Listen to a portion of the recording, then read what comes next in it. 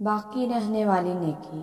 حضرت ابو سعید خدری رضی اللہ عنہ بیان کرتے ہیں کہ رسول اللہ صلی اللہ علیہ وآلہ وسلم نے ارشاد فرمایا، استکثروا من الباقیات الصالحات، باقی رہنے والی نیکیاں بہت زیادہ کرو۔ صحابہ کرام رضی اللہ عنہم نے کہا، اے اللہ کے رسول صلی اللہ علیہ وسلم، وہ نیکیاں کون کون سی ہیں؟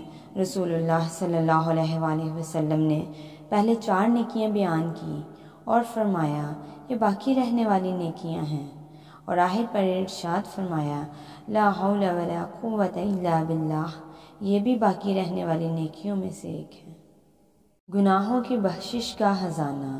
حضرت عبداللہ بن عمر بن عاص رضی اللہ عنہ بیان کرتے ہیں کہ رسول اللہ صلی اللہ علیہ وآلہ وسلم نے ارشاد فرمایا، ما علی الارض احد یقول لا الہ الا اللہ واللہ اکبر ولا حول ولا قوة الا باللہ الا کفرت عنہ خطایاہ ولو کانت مثل زبد البحر۔